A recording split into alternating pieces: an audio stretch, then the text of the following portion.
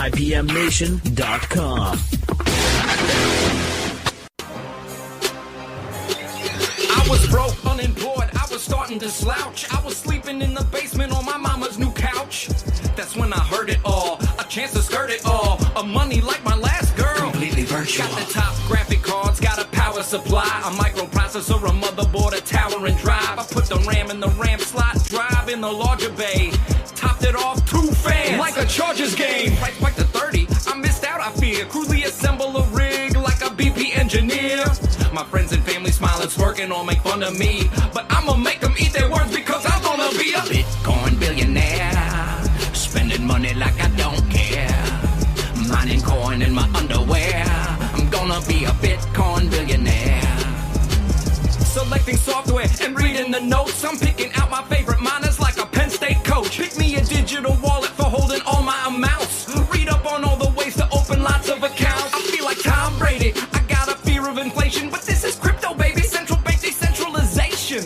The script, I flipped it. Laptop encrypted. My life was rotten, now all my cotton's ejected. And on my vacation, I'm crypto supplying. They call me gentrification, the way I'm black modifying. Friends asking, what's the best part of your newfound treasury? I say, reminding you how you told me I'd never be a Bitcoin billionaire. Spending money like I don't care. Flash drives in the underwear. Now that I'm a Bitcoin billionaire.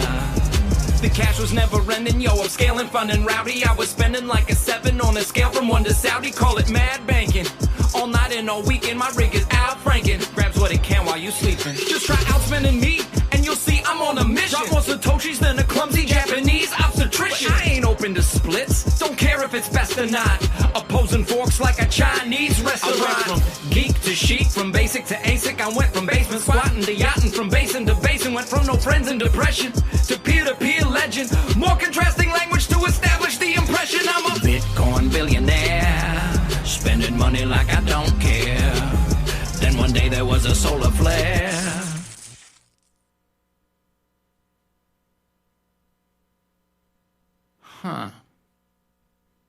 I was a Bitcoin billionaire.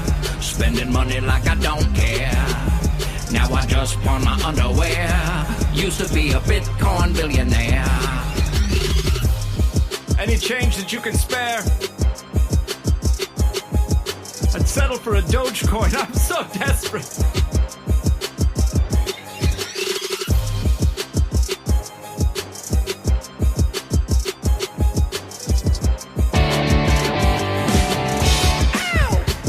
Yo.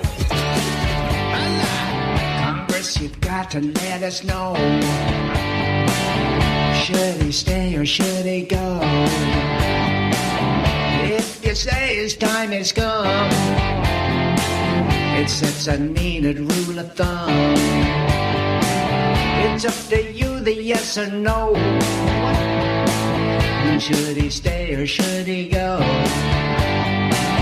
Perhaps you fear you might displease, but hey, there ain't no guarantees. One day it's dark, the next it's black. So we just want him off our back, 'cause we've sunk to a new low and turned it into a show. The tumor's only gonna grow now.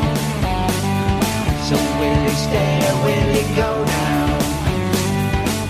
If he goes, there will be trouble, and if he stays, it will be double.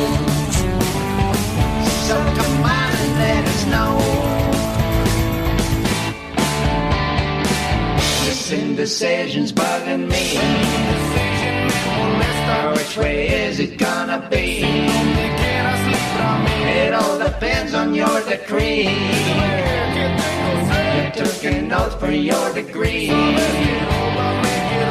So come on and let us know. Can you kill his TV show?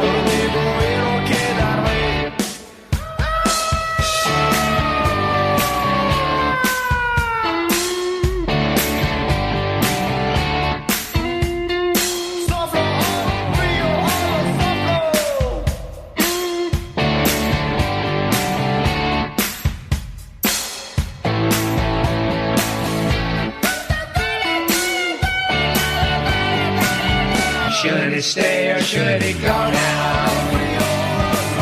Oh, yeah, you're both to know now. If it goes, there will be trouble.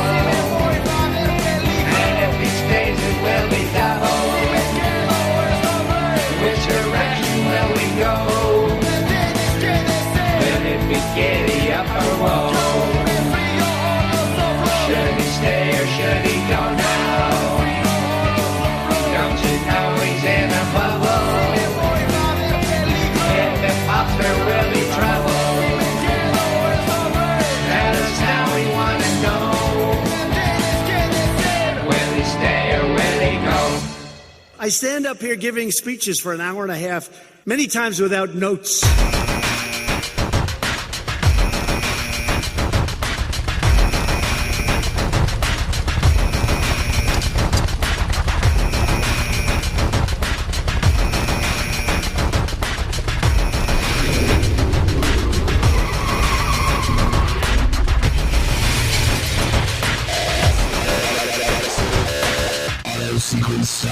You are a loser. You really are a loser. 8, 7, 6, 5, 4, 3, 2, 1. It's one of my only good traits. I don't drink.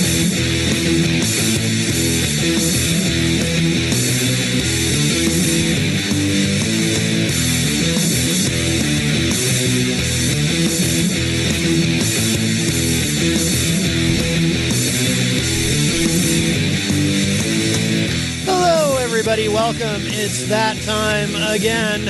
Matt Connarton, Unleashed in the Afternoon. We're live, emanating from WMNH 95.3 FM in downtown Manchester, New Hampshire, where it's very, very humid. Of course, we're also on Comcast 97 in Manchester, streaming worldwide at WMNHradio.org and on Facebook via Facebook Live on the Matt Connarton Unleashed Facebook page. Before I forget, we do have a frequent guest on the show, a contributor, if you will, who happens to have a birthday today. Is that Ryan Gorman? Yes, virtual John Hopwood. Today is Ryan Gorman's birthday, so happy birthday to Ryan Gorman. And a programming note, tomorrow on the program, I will have... still have the bookmark in it. I got this at the Bookery on Elm Street today. Tomorrow on the show, I will be joined right at the top of the show by Rob Azevedo. I should, for those of you watching on Facebook, I should put the camera on me so you can see me holding up the book here. Rob Azevedo, of course, author of Notes from the Last Breath Farm, A Music Junkie's Quest to be Heard. This just came out very, very recently. And Rob, of course, has been making the rounds. He's been on... So far, he's been interviewed about the book on The Morning Show with Peter White, which you can hear, of course, weekday mornings, 7 to 9 a.m. And he was also recently on the Weekly Die-On talking about the book. And tomorrow afternoon, he'll be on this program. Rob, of course, also hosts a great show called Granite State of Mind, which you can hear every Friday night at 6 p.m. right here on WMNH. And, where he interviews musicians and he has live musicians coming and playing and so forth. So I'm really looking forward to talking to Rob about this book. I've never actually interviewed him, even though he is active in the music scene through, the show that he does and whatnot. He also does another version of Granite State of Mind on another station as well. So he's interviewed. He's probably interviewed as many musicians as I have, maybe even more. I don't know. But I'm really looking forward to it. I'm going to read this tonight. It's a light read. It's a little over 100 pages, and I read fast. So I'm gonna use the Peter White approach. Peter read the book the night before, so it would be fresh in his mind in the morning, and I'm going to do the same thing. I'm going to read this tonight.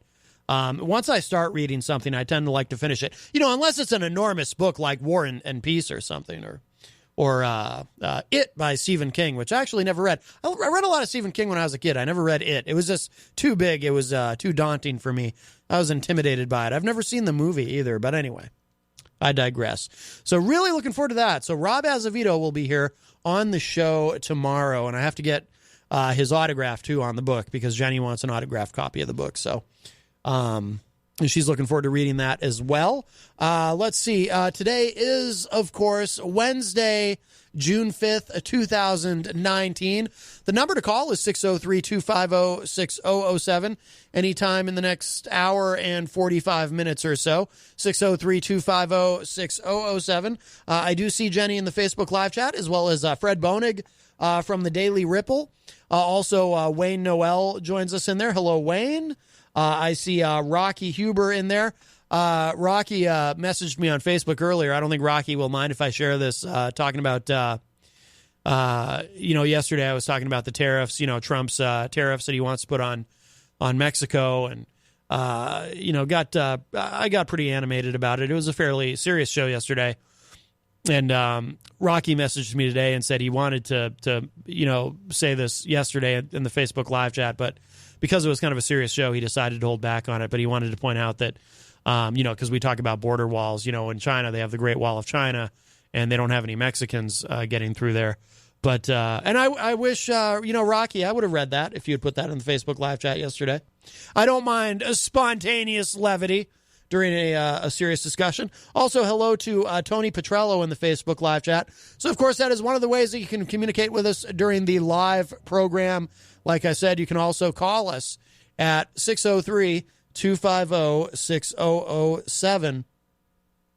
Let's see. I guess let's do this, because the other day on the show, was it earlier this week or was it at the end of last week? It all blends together, my friends. But, Kenneth Copeland, the pastor, he's got a mega church, and he's got a private jet. And we played the clip for you, the full clip. There's this 11 minutes. It's 11 minutes in total. The conversation with the reporter from Inside Edition, who approached Kenneth Copeland and was asking him about, is it really appropriate for a preacher to have a private jet? And what about this comment you made about you can't fly commercial because it's like being stuck in a tube full of demons? Hello to Bob Burrell, Bobby B in the house, in the Facebook live chat. And which I suppose it can seem that way. I mean, especially like if there's screaming children on board, that is like being in a tube of demons, right? I don't have any children of my own. I don't know if you can tell. Anywho, I have no paternal instinct whatsoever. So we played the clip of Kenneth Copeland being sort of ambushed. Although I'm not using the term as a pejorative. I mean, it's great. It's actually reminds me of what Dave Ridley does. Dave Ridley from the Ridley Report, who we haven't heard from in a long time.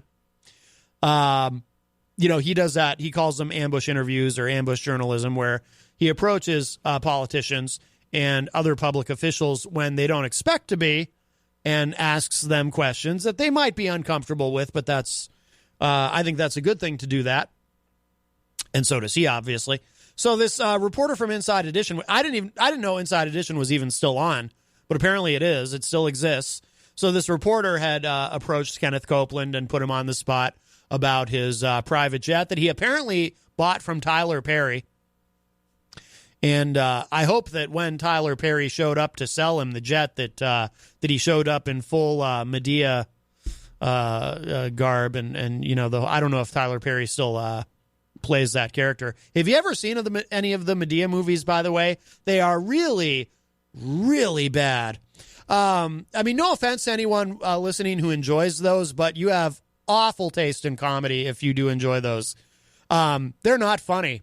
And you should probably be a little bit ashamed for enjoying them. Anyway, having said that, that was terribly judgmental of me, but look, I mean, there are things on which reasonable people can disagree, and there's also Tyler Perry's Medea movies. I mean, they're just really, really just...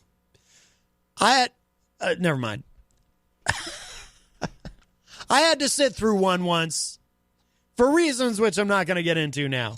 Okay, so this guy, Stephen Strang, is defending him. Apparently, he's a preacher of his own. Now, he's one of these. This is from my favorite website, of course, rightwingwatch.org. Stephen Strang defends preacher Kenneth Copeland's private jet, and it says here that Strang is a prosperity gospel preacher. Now, for those of you who don't know what prosperity gospel is, it's this, and this is what all the megachurch guys do.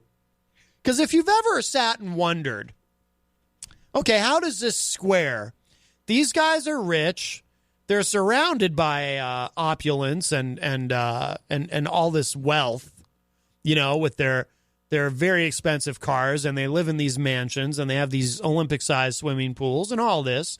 They're clearly living a high life, which seems to be the opposite of what Jesus did and what he tried to teach us to do, and there is that, the Inside Edition reporter mentioned it, of course, to Kenneth Copeland, when she confronted him about the thing in the Bible, and I'll probably get it wrong. I'm not much of a theologian, believe it or not, but something about it's easier for a camel to pass through the eye of a needle than for a rich man to enter heaven, and so forth.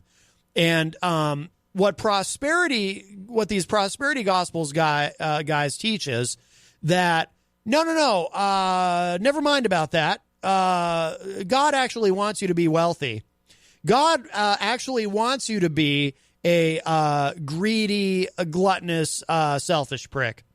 That's the best way to honor God, is to be very, very rich. Because it means that you are a holy person yourself. Because God wants you to have abundance, and if you have abundance, it means that God favors you. That's what they teach you.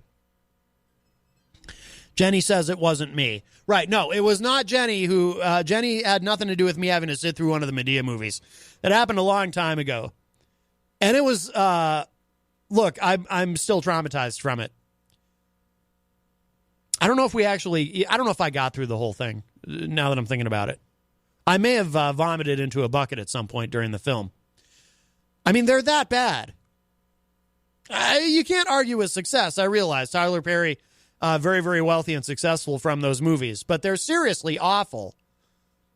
Like, if you enjoy them, there's something wrong. You have a problem. There's something wrong in your head if you enjoy those movies. And it's got nothing to do with the cross-dressing, Medea dressing, Tyler Perry dressing up as this character. And it's got nothing to do with that. I don't care about that. Do what you want. But at least try to be funny and clever about it. Anyway.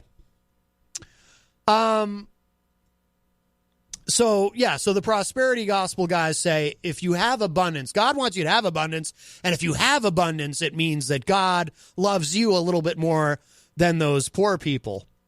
And don't worry about the Jesus stuff, because none of this squares with anything Jesus actually said, but don't worry about that.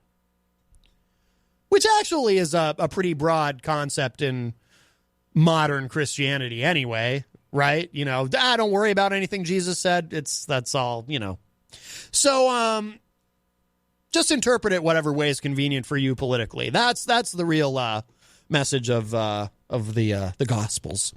So anyway, and these prosperity gospel guys, by the way, they're part of my theory. I know some of you are probably sick of me working Trump into absolutely everything, but I gotta say, and I've said it on the show before, part of my one of my theories about why Trump was able to connect with the evangelicals so quickly and so easily. I mean, here you have Trump, this guy who said in an interview once, when asked about it, if he had ever asked the Lord for forgiveness, which I kind of thought was part of the deal of being a Christian, he said, no, if he does something bad and he feels badly about it, he tries to do something good to make up for it or whatever. But he said the God thing doesn't really enter into it for him.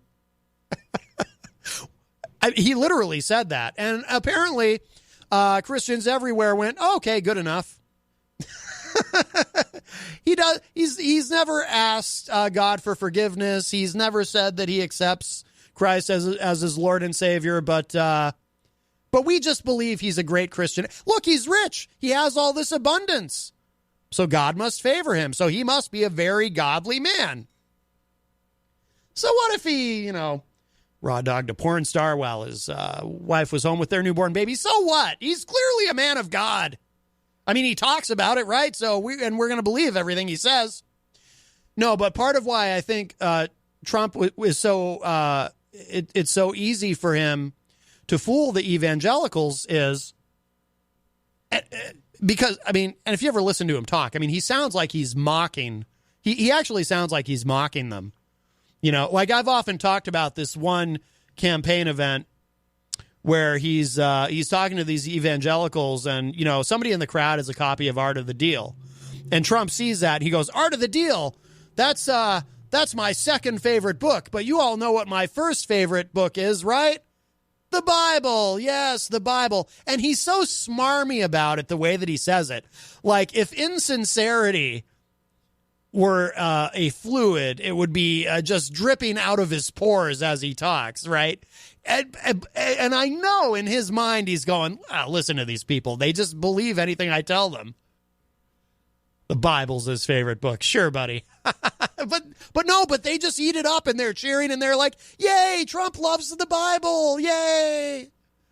But anyway, getting back to my theory and how this connects with prosperity gospel.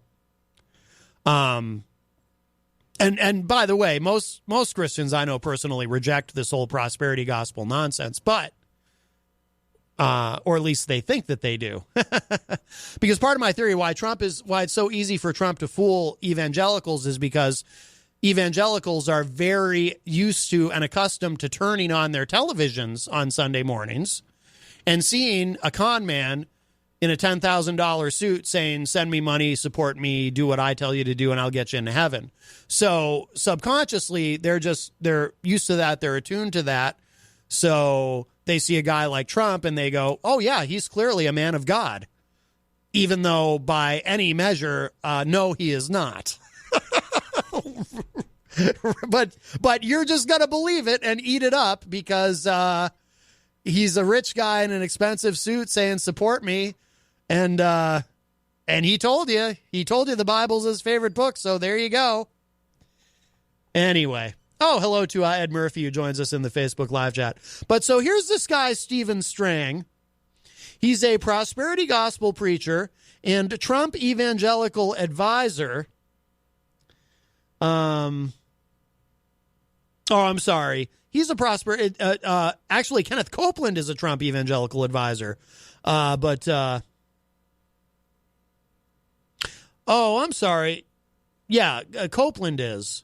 Now, see, that part I didn't realize. Oh, Copeland is not Strang. Okay, so Copeland was in the news recently. And now this guy's Strang. Oh, okay, Stephen Strang is the publisher of Charisma Magazine. And he's come to Copeland's defense.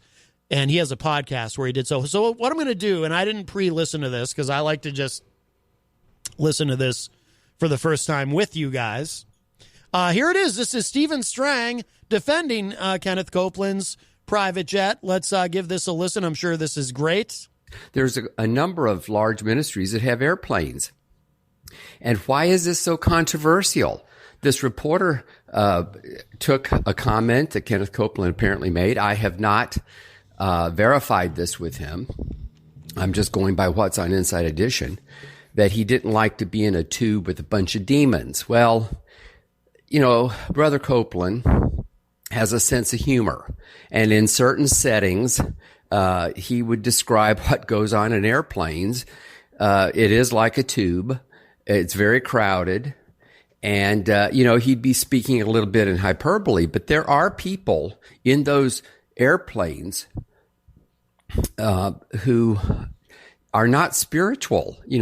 Sometimes they have to haul them off because they get into fights with each other. That happens all the time. I can't remember the last time I was on a flight where some sort of brawl didn't break out. And actually, though, here's the thing. Now, I'll believe it or not, I'll defend Copeland on this because, Strang raises an interesting point. Sometimes there's people on these flights, they're not Christians. They're not believers. They might get a little out of control. And didn't Jesus say, avoid people who are non-believers, stay away from the sinners, even though you're all a bunch of sinners, because there's no saving them anyway. I'm pretty sure. Didn't Jesus? I mean, I'm a very, very, very lapsed Catholic, so I might remember a few things wrong here. Like I said, I'm not a theologian, but yeah, I'm pretty sure I've got that right. I think Jesus said, yeah, people who are not believers, just leave them alone. They'll just they're going to end up in hell anyway. Who cares? I think that's what Jesus said. So this makes sense. Airplane these days, a commercial airline is a flying bar. They serve alcohol. A lot of people, they don't get too tipsy because they won't serve them that much. But, there's a lot of things that are not spiritual. It's not necessarily a good environment. And Brother Copeland makes this point. He also made the point that he was not talking about the people. He was talking about principalities and powers, which we as Christians believe. The Bible says we wrestle not against flesh and blood, but against principalities and powers. And there are sort of demonic activities. There can be kind of an oppression, just an atmosphere.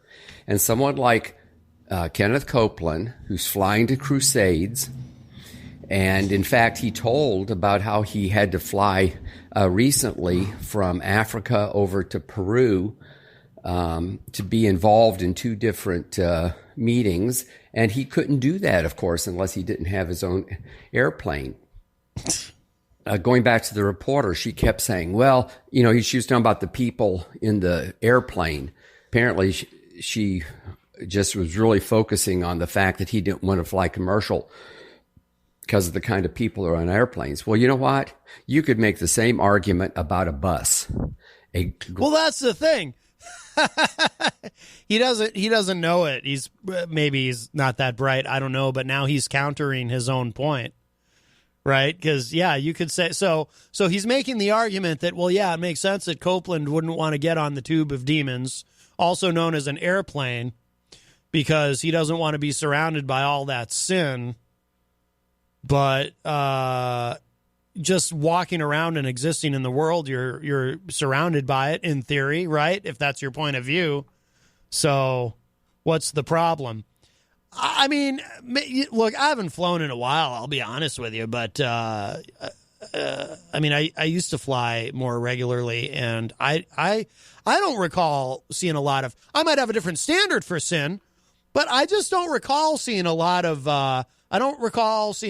alcohol, I mean, this guy makes it sound like, yeah, it's just when you're on an airplane, it's just this big party, and Kenneth Copeland can't be around that, but I just don't remember it being much of. I remember flying as generally being kind of a miserable experience. You're sitting in this uncomfortable seat. You're kind of crammed in there with these people you don't know, and it's a little bit claustrophobic, and it's not a party at all, to be honest with you. At least from what I remember. Maybe I just always flew on the wrong airlines, but I remember it being kind of miserable. Right? But you know what? I just realized something, though. Maybe the thing that was making the experience so miserable was all the demons. Okay, now it's starting to come together in my mind. I was on a tube of demons. It was supposed to be miserable. You know what? That's probably what hell is like, being on an airplane. And you think you're having a great time and it's a big party, but it's actually an eternity of misery. I don't know. Well, I was never on like a super long flight. I'm just saying, my perception of flying is a little different. Okay. Greyhound bus. And taking a bus is a whole lot less expensive than buying a car, making payments on it, paying the insurance, paying the gas and maintenance on it. But I'll tell you what, almost nobody takes the bus unless they have no other option because Well, no one wants to ride on a bus of demons. You could have a bus of demons. You could have a car full of demons. You could have an Amtrak train full of demons. They could be everywhere. My goodness. I'm afraid to travel, to be honest with you. Let's see. Ed Murphy says in the Facebook live chat, unbelievable. These guys have to be taxed. That's true. We don't tax churches in this country. Ed says, restaurants have alcohol and bars. How much you want to bet he goes to top-notch restaurants? That's true. Well, but here's the thing, though. Maybe he figures that where there's food, the demons will be less bothersome because they're too busy stuffing their faces to make any evil mischief. Bobby B says, I thought driving a truck was good, honest work, good money, something I could be proud of. I guess God hates me. Shake my head. I'm going to become a priest. Oh, my goodness. Father Bob. Well, all right, Bob. If you want, you can, or you can do you can be a universal life minister. I think you can just do that online. I'm not trying to discourage you from entering the seminary, but that's a long commitment. And I think you'll have to be celibate. But these are your life choices to make. It is so inconvenient. And listen, I haven't taken the bus in a long time, but there was a time around the time I was in college that, I took the bus one time, a 24-hour bus trip. It was quite an experience from Florida up to Missouri. I had to get up there, and I guess I couldn't afford an airplane ticket back then.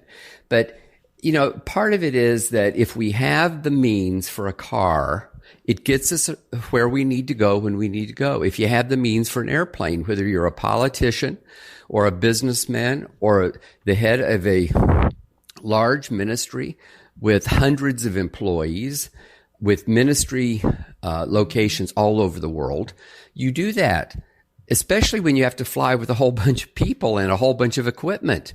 It gets expensive buying airplane tickets if you have a lot of people going to the same place at the same time. I have no criticism of Copeland having an airplane if they can afford it, if their donors have, sent them the money.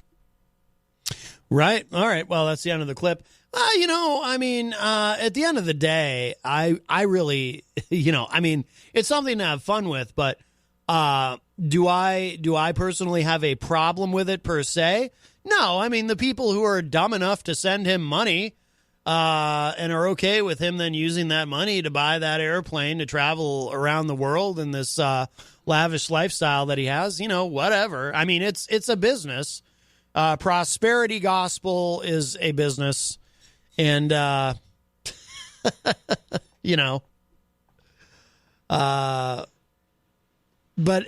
what's interesting to me, what I find so fascinating about Kenneth Copeland, and I'd never really watched enough of him to realize this until I saw that clip. And if you haven't seen the whole thing, you owe it to yourself to go on YouTube, not right now, but later, go on YouTube. Just type in Kenneth Copeland Inside Edition. This guy, is right out of Central Casting. If you were making a movie, if you were casting a film, a comedy, and you needed a really over-the-top sort of caricature of what one of these megachurch guys would be for this film, it would be Kenneth Copeland. He could literally just play himself. Almost to the point where watching him, I kind of wondered, actually, I guess I didn't really wonder this exactly because I already know, my theory is, of course, about all these guys, whether it's Kenneth Copeland or Jim Baker with his food buckets that he sells, or, all these guys, I believe, are atheists. I don't think that they believe in God at all, because if they did, they'd be extremely afraid of the consequences of what they do, prospering from religion in this way. Because that part I'm pretty sure of. Like I said, not much of a theologian, but I do remember the story of Christ overturning the tables and getting pretty angry in the temple when they were, the money changers, as I think they're called in the Bible, when they were selling stuff. Not supposed to do that. But again, who needs all that Jesus stuff to be a good Christian, right? It's very inconvenient because Jesus talked a lot about, caring about other people and, clothing them and feeding them and, all that kind of thing. And boy, what a pain that is, right? Let's see. All right, let's move on. This is from Reason.com. And this actually, before we do that, let me give the number again, 603-250-6007, 603-250-6007. Reason.com has a story up that kind of encompasses a couple of different issues.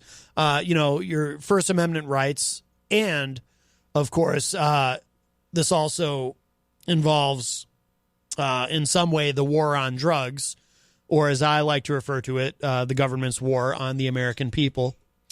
So this is from Reason, from their free speech section. HempFest sues Washington's marijuana regulators for censoring sponsors' signs. The Seattle Festival's organizers argue that banning signs referring to state-licensed cannabis businesses violates the state and federal constitutions. So this went up just this afternoon, so this is sort of breaking news. So let's get into this. HempFest, the annual protestival, as it's called in quotes, that has been held in Seattle every summer for the last 27 years, relies on payments by sponsors to help cover its expenses.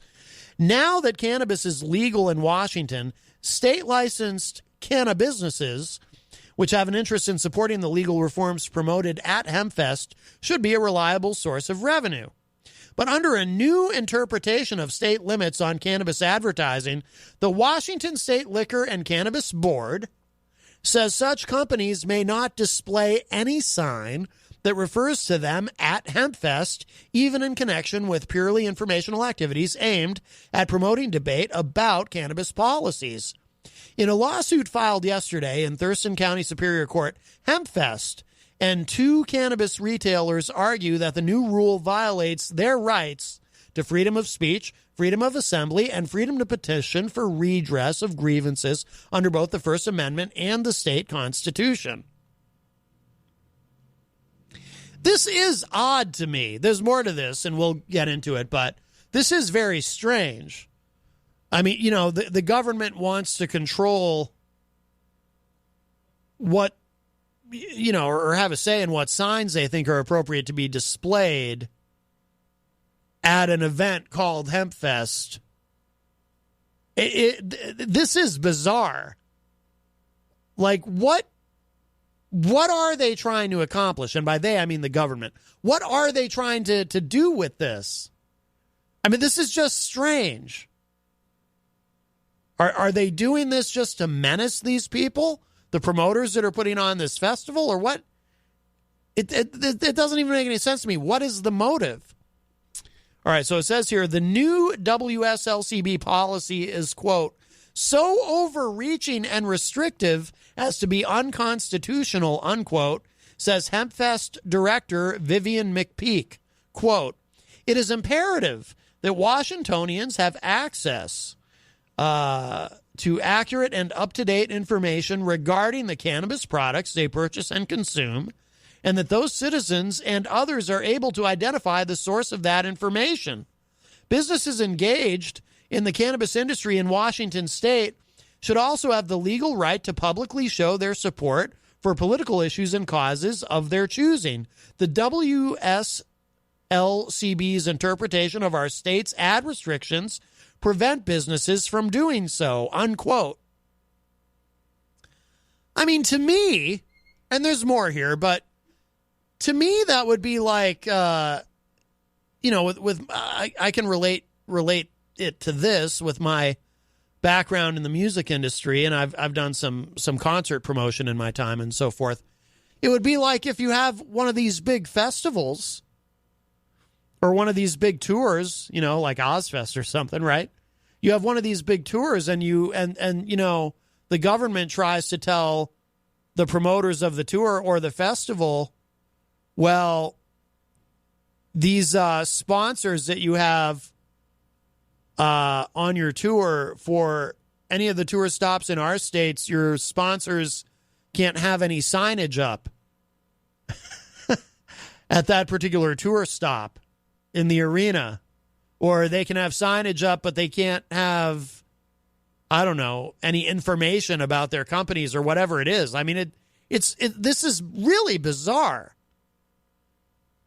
on multiple levels. This is very, very strange.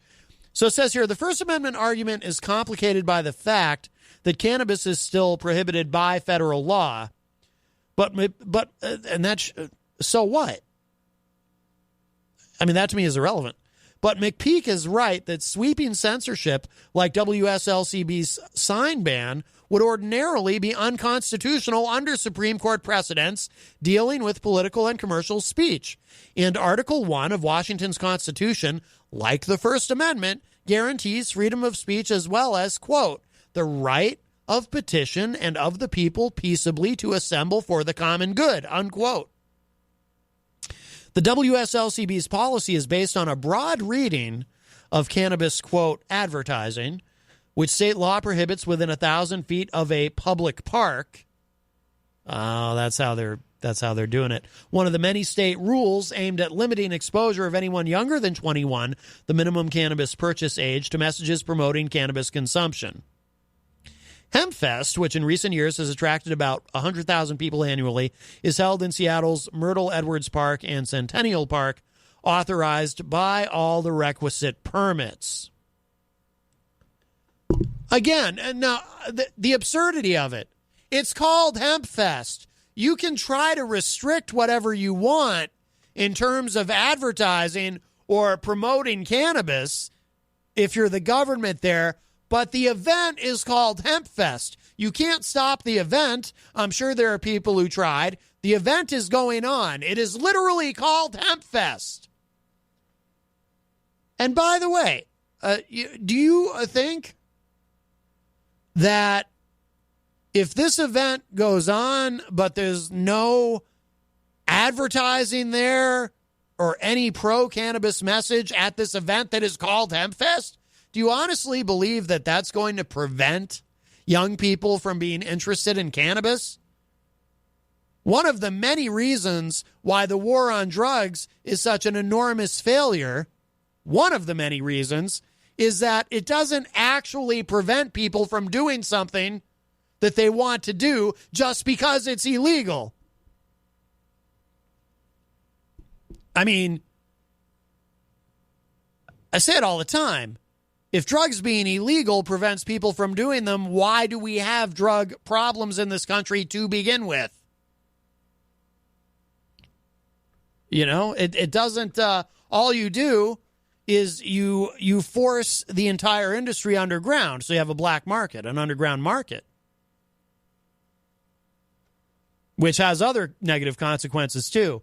That's why you end up with drug dealers shooting each other in the streets. Because you have this illegal underground market where that's how you move up in the trade.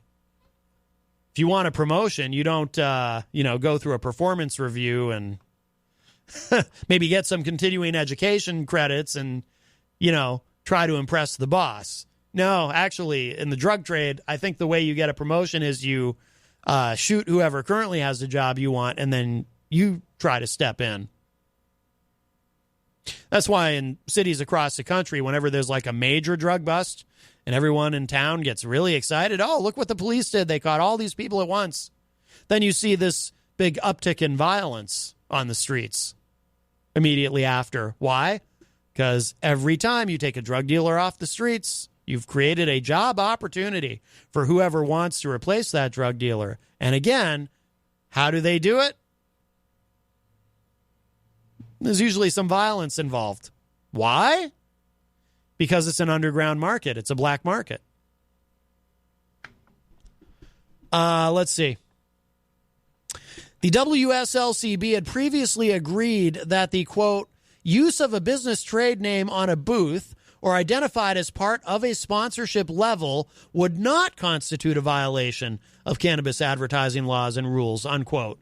It therefore told its licensees that they, quote, can use trademark business names at the event without the need for required cannabis warnings as required on product advertising, unquote. But under the new interpretation announced in April, isn't that nice, by the way? This is really the libertarian in me coming out. Isn't it nice that whenever it isn't convenient and easy for the government to, use the laws to hurt the American people in some way. There's an easy way around it. You just interpret the law differently. And if you choose to interpret the law differently, it may be challenged in court. But in the meantime, the damage is being done to somebody's business or businesses.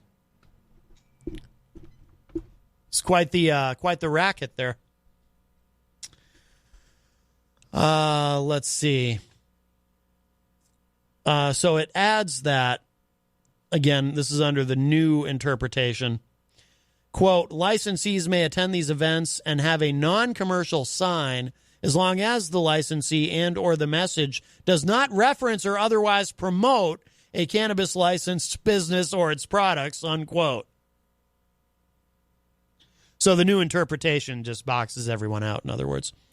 As a result of that confusing directive, HempFest's complaint says state licensed cannabis businesses are, quote, unable to determine whether any booth they may set up at Seattle HempFest to disseminate information concerning their support of cannabis law reform or to educate the public about any effects of cannabis use or consumption or the history of cannabis use, abuse, and criminalization can hear their business names, logos, or address, or whether their booth can even identify their names and or logos, unquote. That uncertainty, not surprisingly, has had a chilling effect on HempFest sponsorships. According to the complaint, past sponsors have said, quote, they are not able to sponsor a Seattle HempFest in light of recent reports of the WSLCB position, unquote. So again, this is the government just, just crushing businesses. Got their thumbs right on them. Arbitrarily. Just by taking a law and reinterpreting it. Let's see. HempFest argues that the new policy is, quote, excessive, overbroad, and unreasonable, and fails to directly advance government interests in limiting or restricting the use of cannabis by underage persons or any other legitimate governmental interests, and also is more extensive than necessary to serve any legitimate government interest. Furthermore, the restrictions are not narrowly tailored to serve a substantial or compelling government interest, unquote. Even before this expansion, Washington's cannabis advertising restrictions seemed constitutionally suspect under the logic of Lorillard Tobacco versus Riley, the 2001 case in which the U.S. Supreme Court, overturned state restrictions on outdoor tobacco ads. Those rules, like Washington's, were aimed at shielding minors from ads for products they are not legally allowed to consume. The court nevertheless held that the restrictions swept too broadly, barring outdoor tobacco advertising from, quote, a substantial portion of Massachusetts' largest cities, and in some places amounting to nearly a complete ban on the communication of truthful information about smokeless tobacco and cigars and adult consumers, unquote. To adult consumers. But the court also has held that the First Amendment does not protect, quote, commercial speech related to illegal activity, unquote, which, as far as the federal government is concerned, includes producing and selling cannabis.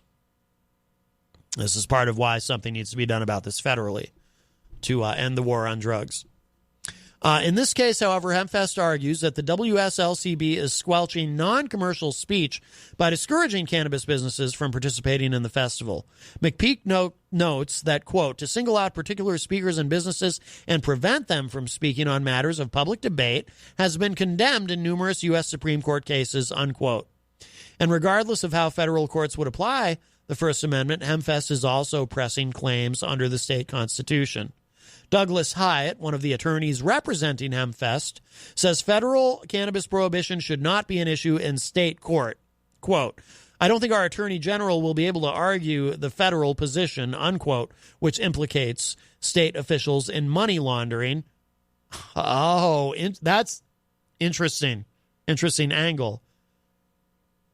Let me start that quote over. I don't think our Attorney General will be able to argue the federal position, which implicates state officials in money laundering via marijuana tax collection and other federal felonies. We are in state court, and I don't think it's relevant. In this state, it's legal, unquote. So in other words, so the state attorney general,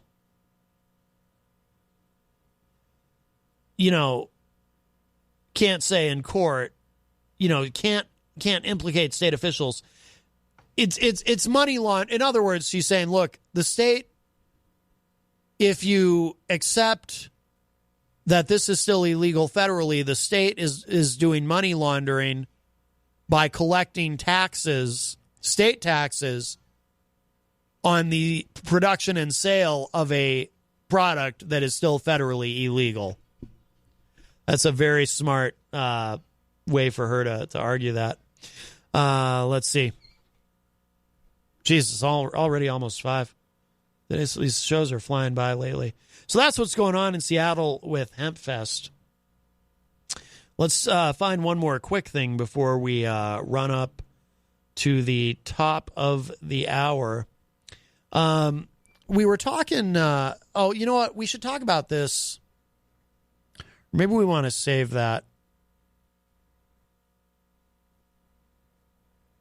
I want to get into the this issue of the Saudi arms sales, but we'll actually do that after the break. Let's hit this quickly because we can kind of do just a brief update on what we were talking about yesterday for most of the show with Trump's trade war and the tariffs, et cetera, and this threat to put to start out with a 5% tariff on goods from Mexico and then kind of ramp it up as we go if Mexico doesn't figure out a way to stop people from crossing the border into the U.S. and stop the flow of drugs and et cetera, I guess. Trump has not been particularly specific with what he expects Mexico to accomplish. But so this may end up not happening. There has been a bipartisan effort in Congress to overrule Trump on this. And it may or may not be veto-proof. But ultimately, they'll roll over. I mean, usually Chuck Grassley is like one of the few people, Senator Chuck Grassley from Iowa, who really will try to stand firm on tariffs because he doesn't like them. But even he usually caves anyway, or at least that's been the pattern so far.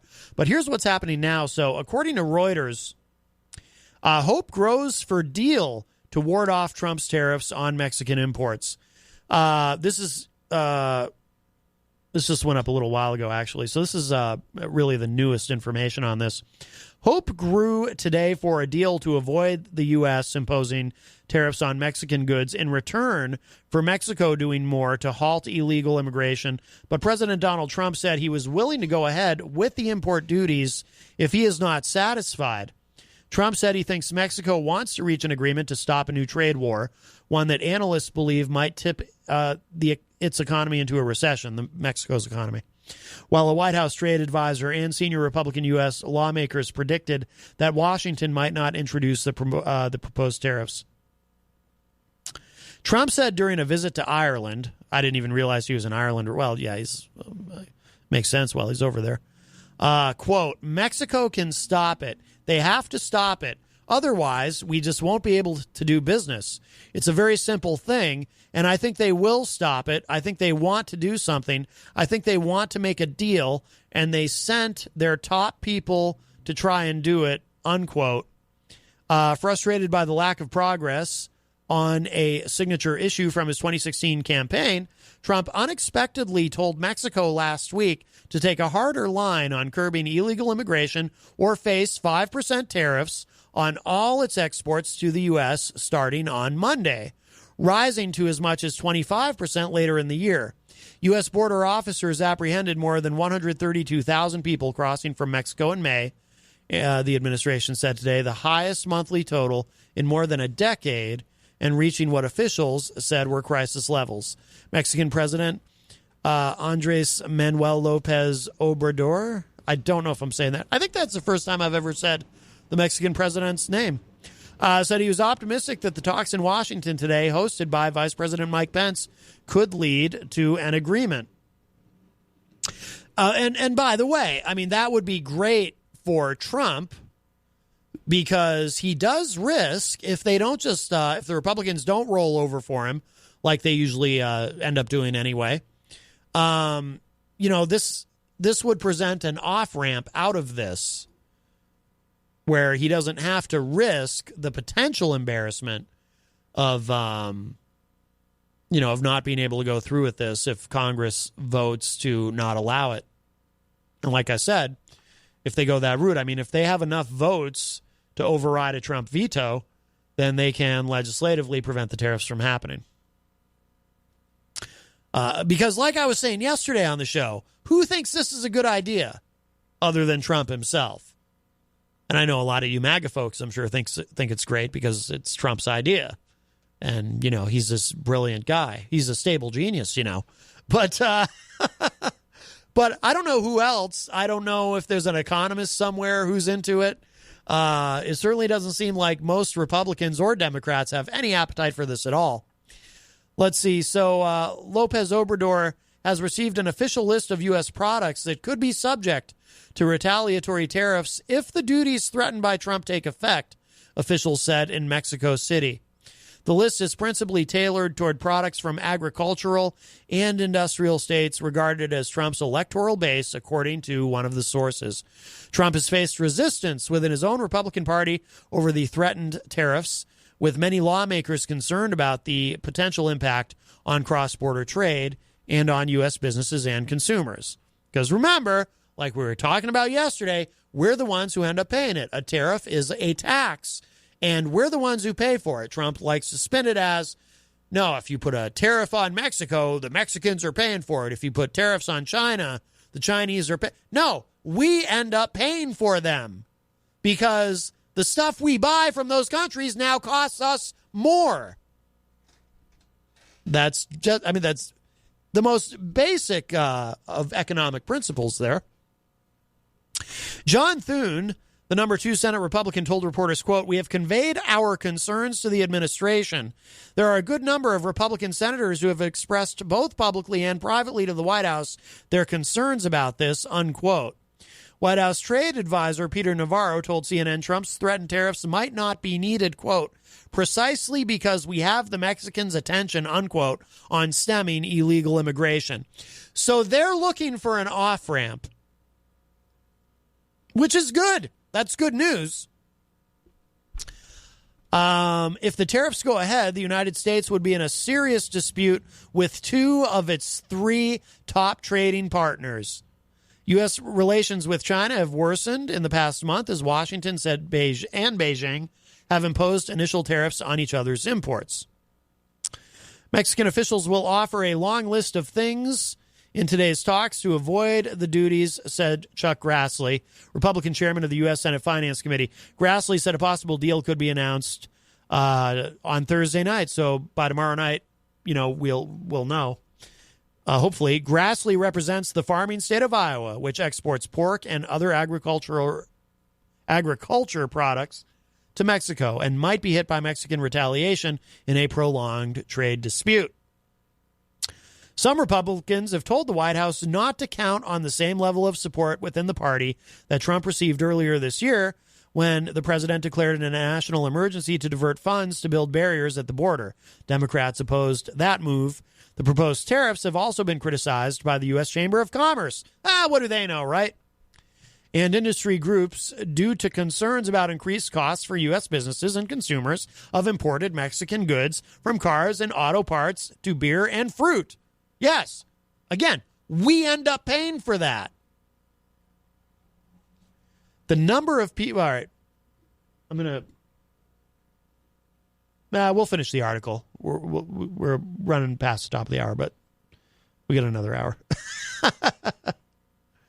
The number of people apprehended on the U.S.-Mexico border is at its highest monthly level in more than a decade, but is still lower than at other peak periods of illegal immigration since the 70s. U.S. authorities have said they are overwhelmed not so much by the number of migrants, but by a shift in the type of person turning up at the border in recent years.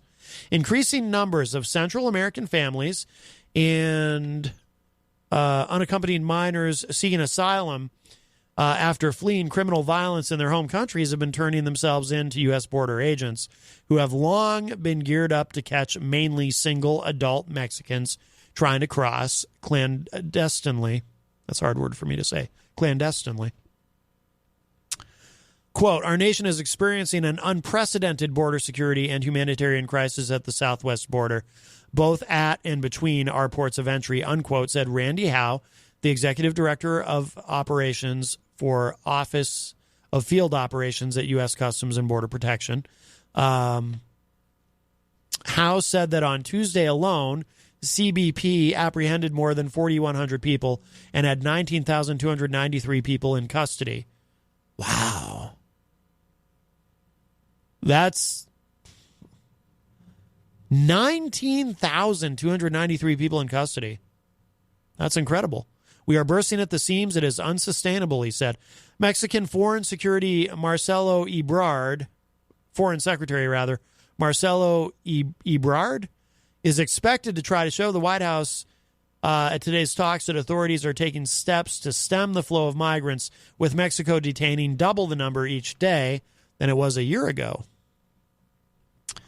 Lopez Obrador has said he wants to persuade Washington to help tackle the causes of migration by investing in Central America to create jobs and speed up economic development. The Mexican economy will likely slip into recession this year if Trump follows through on the tariff threat, a Reuters poll of market analysts showed. An industry source who has met with the Mexican delegation said that ideas being floated to solve the dispute are more border controls and joint security exercises on Mexico's southern border with Guatemala, which Central American migrants pass through on their way to the United States. Now, something in there, in fairness, I mean, it is worth pointing out that, yes, the tariffs do hurt Mexico, and they do hurt Mexico's economy. So I guess if you're looking at it from the point of view of, well, we're gonna punish Mexico for allowing all this illegal immigration, for allowing the flow of drugs, etc., into the U.S., we're going to punish them for that. That makes sense. But if you're going to punish someone, you don't also want to inflict damage on yourself at the same time. Don't cut your nose off to spite your face. So again, it's interesting to rattle that saber, but if you do it, just like, well, again, I mean, I hate to keep going back to the farmers, but that's the part of this whole trade war thing that infuriates me the most. You have these farmers in the Midwest who are getting crushed by this trade war, and then we end up having to bail them out. Trump says, okay, well, we'll just bail you out. Well, the taxpayers end up having to pay for that. So, it's one thing to want to punish another country or to use something as leverage, but the self-inflicted wounds from that, I don't think are worth it.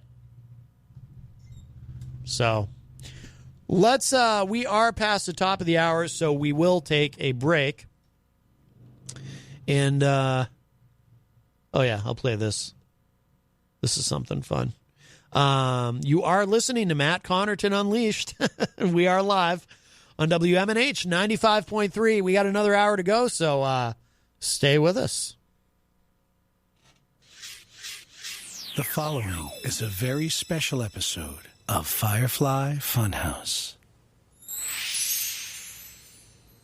Today I have something super serious to talk to you about.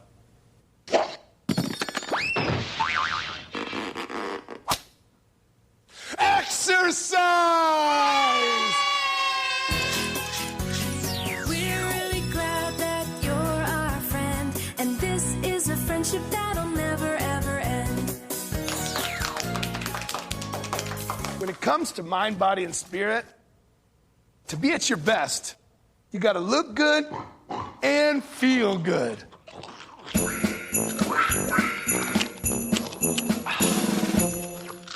This is my friend Huskus the pig boy. And as you can see, he doesn't take very good care of himself. But the chocolate feels so good in my little piggy belly. I want more. Oh, Huskus.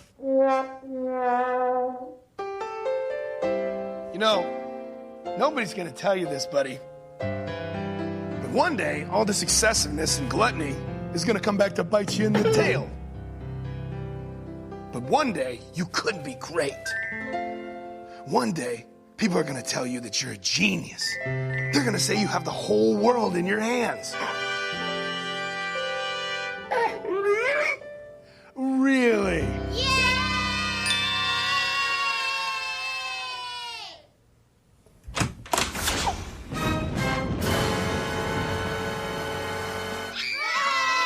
The both of you better get your act together, or you're... Yowie wowie! Hold on, boss. Huskus will get his act together.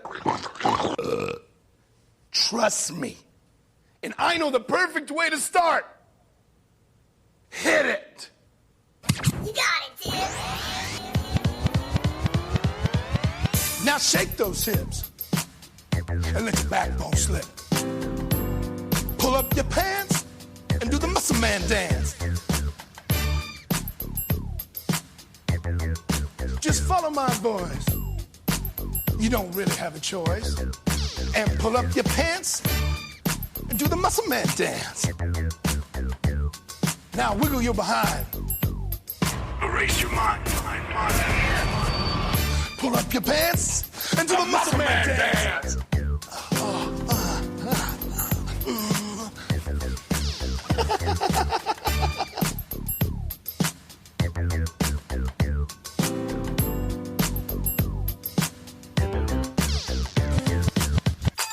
Wow, Huskus, we're ready for a night out on the town.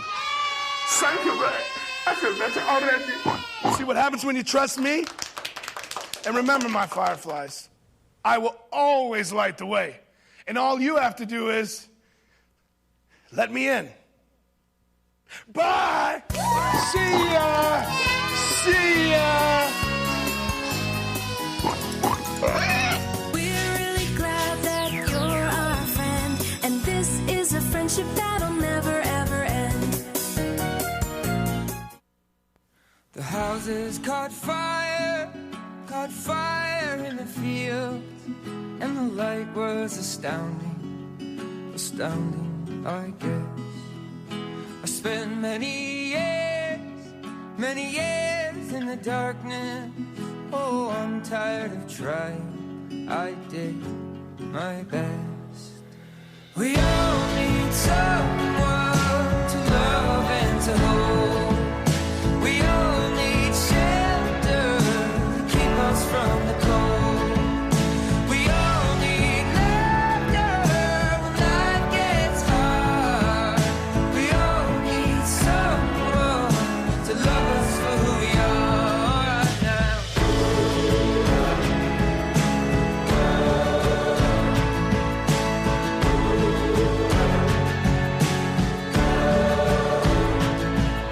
The fireworks sang and danced in the night, so I hid in my bed, so scared that I'll die.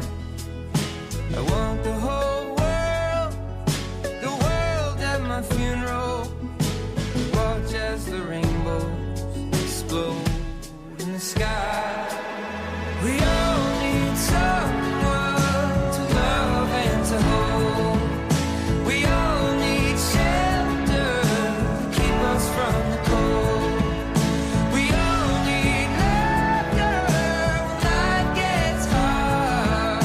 We all need someone to love us for who we are right now.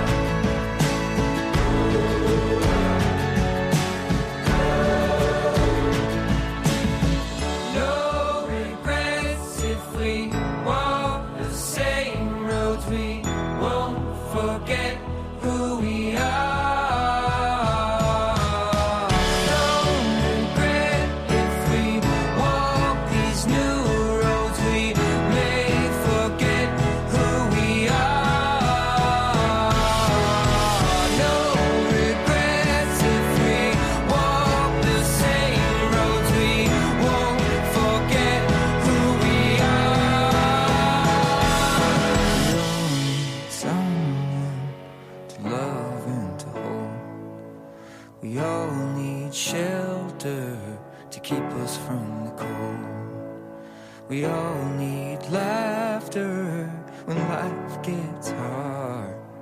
We all need someone to love us for who we are. We all need someone to love and to hold. We all need shelter to keep us from the cold. We all need laughter when life gets hard. We all need someone to love us for who we are.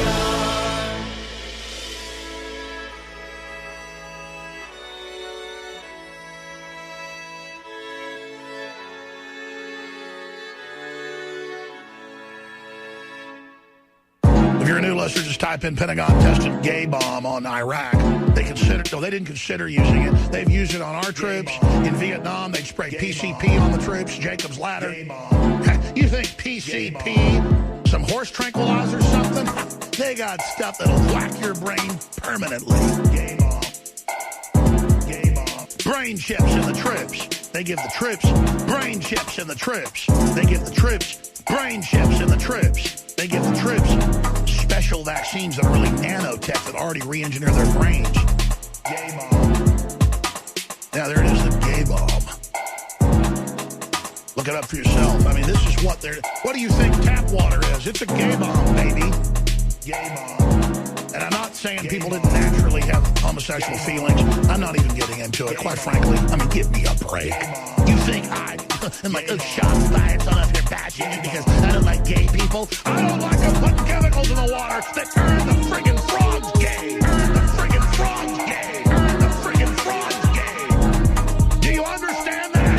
Friggin' frogs gay. I'm sick of being social engineered. It's not funny. Do you understand that? I don't like them putting chemicals in the water that turn the friggin' frogs gay. I'm sick of being social engineered. It's not funny. That turn the friggin' frogs gay. Turn the friggin' frogs gay. Turn the friggin' frogs gay.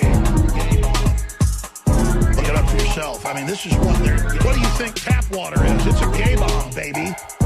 Gay bomb. Brain chips in the troops. Brain chips in the troops. Serious crap. I'm sick of being social engineered. It's not funny. Look it up for yourself. I mean, this is what they're... What do you think tap water is? It's a gay bomb, baby. Yeah, there it is, the gay bomb.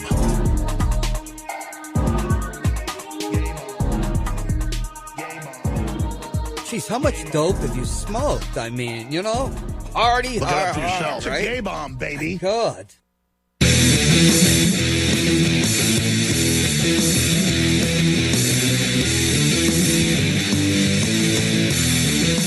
Hello, everybody. Welcome back. We are well in hour number 2. Matt Connarton Unleashed in the afternoon. We're live on WMNH 95.3 FM in downtown Manchester, New Hampshire. Also on Comcast 97 in Manchester. Streaming at WMNHradio.org. And on Facebook via Facebook Live on the Matt Connarton Unleashed Facebook page. It is Wednesday, June 5th. 2019. 603-250-6007 is the number to call in the next 43 minutes or less. 603-250-6007. And, of course, you can always opine in the Facebook live chat as well. I see Bill Muckler in there. Hello, Bill. Welcome. Bill says, good afternoon, Matt. By the way, so in case you're just joining us, if you didn't hear the top of the show, I want to mention this again. A programming note. Tomorrow, as my guest, and he'll be here right at the top of the show, the great Rob Azevedo will be discussing his new book, Notes from the Last Breath Farm, A Music Junkie's Quest to Be Heard. I look forward to reading this tonight. I'm going to do it like Peter White did it. I'm going to read it the night before, so it's really fresh in my mind. But no, this looks like this is going to be a really fun read. So really looking forward to talking to Rob about this. Of course, if you're a regular listener of the station, you may also already be familiar with Rob because he hosts a show called Granite State of Mind, which is Fridays at 6 p.m. immediately following this program. And he's been making the rounds here at the station. He was recently on the morning show with Peter White, and Peter did a fantastic interview with Rob, and he was also on the weekly Die On. So I look forward to sitting down with Rob tomorrow. Rob does a lot in the music scene, of course. You know, he has guests on all the time on his show, Granite State of Mind, and I know he goes out to a lot of shows and is, very involved in a lot of things. So I'm really looking forward to him, and he's done a lot in terms of journalism as well. So we're going to talk about all of it tomorrow, so that's going to be great. I'm really looking forward to that. So be sure to tune in for that, and, of course, phone lines will be open, so if anyone has questions or anything for Rob during the interview, you can plan to do that, or in the Facebook live chat, of course. Let's see. And I want to mention one more time, in case he's listening, I don't want him to think I forgot, today is Ryan Gorman's birthday. So happy birthday, Ryan Gorman. Haven't had him on the show lately, but I always tell him he's welcome anytime. I love his energy. It's always fun having him on. Let's see. 603-250-6007 is the number. And let's get into this, because I said I wanted to talk about this. This might be the one thing, the Republicans tend to roll over on most of whatever Trump wants. I'm not sure why this one particular thing is different, but it seems to be different. Trump is really facing bipartisan pushback over arms sales to Saudi Arabia and the UAE, the United Arab Emirates. And they may not roll over on this one, the other Republicans, Historically, whatever, it's very much Trump's party now. And again, not to belabor the point of tariffs, but because we've talked about that a lot lately on the show. But I always use that as Exhibit A. I saw a segment with George Will, conservative commentator. He was talking about it on a segment that I saw that aired on television the other day.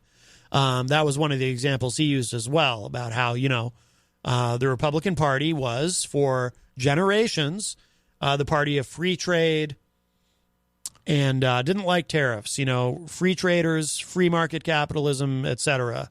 And then Trump came along and said, nope, we like tariffs now, and we're now the party of protectionism, not free trade. And the entire Republican Party sort of shrugged and said, oh, okay, so now we're the party of protectionism and we're no longer the party of free trade. So that's typically how it goes.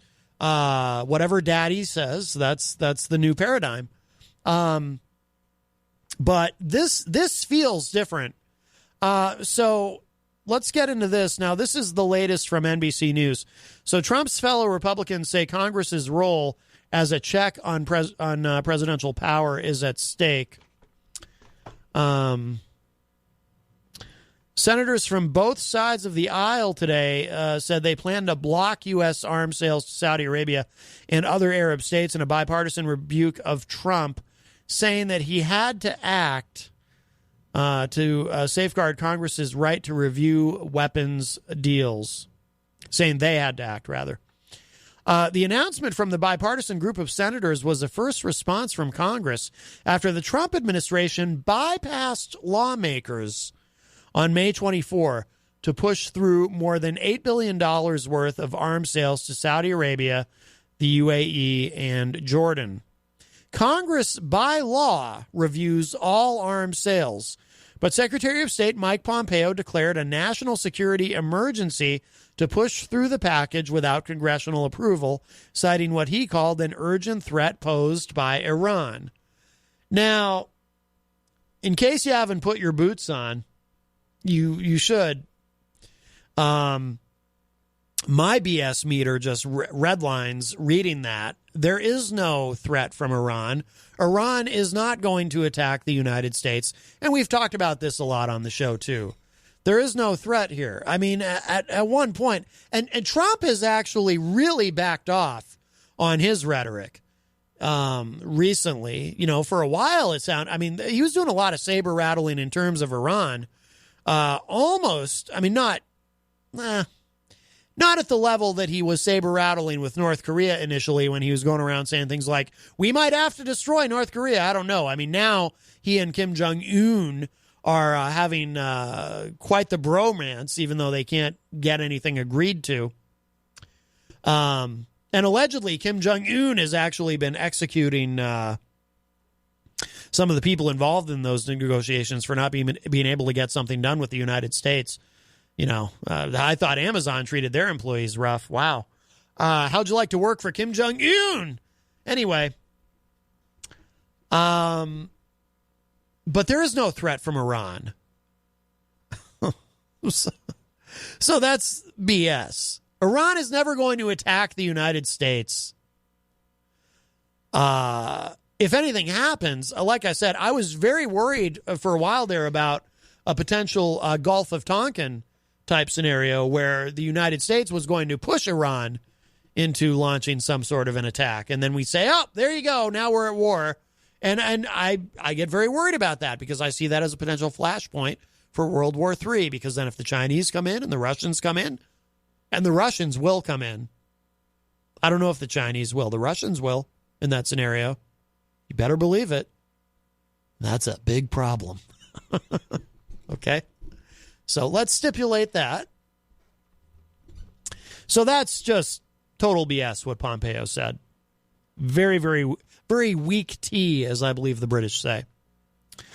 The senators are introducing 22 separate joint resolutions of disapproval for each of the sales, setting up a possible confrontation with Trump that could play out in the coming months. If the resolutions are adopted and Trump vetoes the measures, Congress would have to secure a 2/3 majority to override a presidential veto, which Republicans running for re-election are not going to want to do. So maybe ultimately they roll over on this too. Maybe this isn't that much different. It's unclear if the legislation would secure the 2/3 majority needed to override a presidential veto, but there is growing concern over the political spectrum over the administration's approach to Saudi Arabia and its treatment of Congress. In a vote in March to end U.S. military support for the Saudi-led war in Yemen and check presidential war powers, 7 Republican senators joined Democrats to pass the bill. Trump then vetoed the legislation. The legislative action was necessary, quote, to protect and reaffirm Congress's role of approving arms sales to foreign governments, unquote, said a statement from Republican Senators Lindsey Graham, Todd Young, Rand Paul, and Democratic Senators Bob Menendez, Patrick Leahy, Chris Murphy, and Jack Reed. The senator's statement also said, quote, the manner in which the administration has moved forward with these sales is unprecedented and is at odds with longstanding practice and cooperation between the Congress and its executive branch that results in the approval of billions of dollars of arms sales annually, unquote. It is worth noting that one of those Republican senators who signed on to that statement is Lindsey Graham. Miss Lindsey Graham of South Carolina. Lindsey loves the president, but just doesn't like this. Let's see. The dispute over the arms sales is the latest sign of friction over a range of issues between Trump and his fellow Republicans in Congress, many of whom are frustrated at the administration's handling of nominations and its attempts to avoid congressional oversight.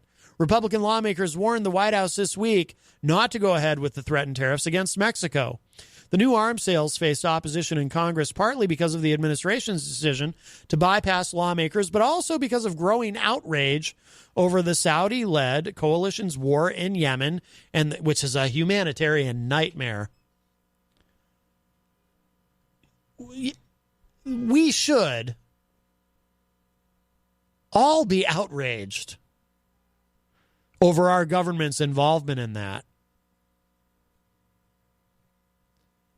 But it just, why is it that when it comes to anything involving the Saudis, we're okay collectively as a country? We're just kind of okay with whistling past the graveyard. Why? Like, not to, I mean, I hate to bring up 9/11 again, but look, it's not even like a conspiracy theory type of idea, even though it almost sounds like one if you say it, but it's facts that I think everybody's pretty much accepted by now, that most of those hijackers were Saudis. They were recruited from the Wahhabi tribe in Saudi Arabia. They were Saudis. Saudi Arabia, they're state sponsors of terror. Yet we managed to just kind of be okay with Saudi Arabia. Why? Is it because we feel like we need them as a bulwark against Iran? Is that it? Is it that simple? We got pretty upset over the murdering of Khashoggi. But, well, at least most of us did. Trump administration seemed pretty okay with it. They found ways to try to spin it. Oh, Khashoggi was really a terrorist sympathizer, so it's okay that they murdered him. Nobody comes right out and says that directly, but that's the message. I saw Sebastian Gorka, who's a pretty disgusting and gross individual. I saw Sebastian Gorka. Perhaps I'll attempt to do an impression of him. I saw him on C-SPAN, and he said something like, well, we certainly don't endorse the murdering of a journalist by the government, but it is worth noting that Khashoggi was not necessarily a great person. I mean, he did seem to have some sort of affinity for some enemies of America. So we can't be getting too upset about the fact that he was beheaded by the Saudis. Now can we? I felt like with that particular impression, because I recognize I'm self-aware enough to know I'm not good at them, I thought it started off pretty rough, and then I felt like I was kind of getting into it and finding the groove of it there. And I was actually kind of pulling it off. But then toward the end, I feel like I kind of was falling back out of it. Anyway, so there's my Sebastian Gorka impression. What a disgusting individual. That guy, Seb Gorka. In other words, he basically used the George Zimmerman defense for the murdering of Khashoggi. That's how he defended the Saudis. If you don't know what I mean, you remember Trayvon Martin when he was killed by George Zimmerman? And a lot of conservatives who were very excited to defend their new Second Amendment hero, George Zimmerman, they would say things like, well, Trayvon Martin, he was no angel. They found marijuana in his bedroom. I had conversations with people who would say that to me. They searched his room and they found marijuana. So, in other words, using that to justify, no, he deserved to die because he was some sort of criminal, apparently. It's really disgusting the way, I guess you can defend pretty much anything by just picking out one bad thing and saying, well, what about this? Anyway, I'm getting sidetracked. That's just something. Sebastian Gorka really is just awful. No offense, anyone listening who happens to be a fan of the guy, but there's probably, you might be a sociopath if you're a fan of Sebastian Gorka. That's all I'm saying. You should probably see someone about it before you hurt somebody. Let's see. Okay, so the dispute, again, this is from NBCnews.com. The dispute over the arms sales is the latest sign of friction over a range of issues between Trump and his fellow Republicans in Congress, many of whom are frustrated at the administration's handling of nominations in an attempt to avoid congressional oversight. Republican lawmakers warned the White House this week not to go ahead with threatened tariffs against Mexico. The new arms sales faced opposition in Congress, partly because of the administration's decision to bypass lawmakers. Okay, I think I read that part already. But also because of growing outrage over the Saudi-led coalition's war in Yemen and the killing of Washington Post columnist Jamal Khashoggi at the Saudi consulate in Istanbul. I heard that Khashoggi was not a big fan of Sebastian Gorka and may have written something negative about him, so he probably got what was coming to him.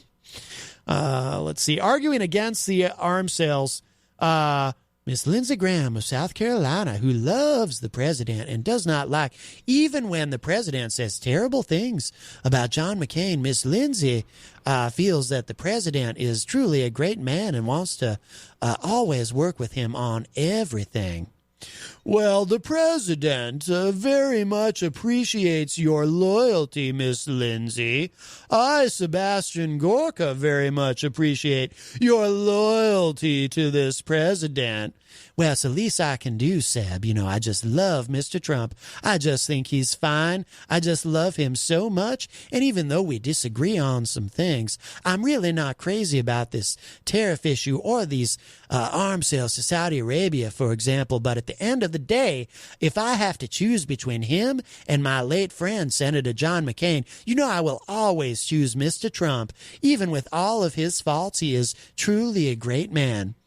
Well, Mr. Trump, thanks you for that. Okay, I don't know why I keep going with that. Anyway, so arguing against the arms sales, Graham, an ally of Trump on most issues, referred to Saudi Crown Prince Mohammed bin Salman, or MBS as he's often known, his alleged involvement in Khashoggi's killing. The CIA has concluded that the Crown Prince approved of the killing of Khashoggi, a Saudi national who resided in Virginia. Graham, who leads a subcommittee that oversees funding for the State Department, said, quote, "While I understand that Saudi Arabia is a strategic ally, the behavior of Mohammed bin Salman cannot be ignored. Now, it is not the time to do business as usual with Saudi Arabia." Let's see. Menendez, the ranking Democrat on the Senate Foreign Relations Committee, who I have no impression of to do, said, quote, "Regrettably, Secretary Pompeo's abuse of this emergency authority has broken the arms sales process," unquote. If the Secretary of State fails to withdraw his emergency declaration and submit the arms sales for congressional review, said Menendez, quote, "I am prepared to move forward with any and all options to nullify the licenses at issue for both,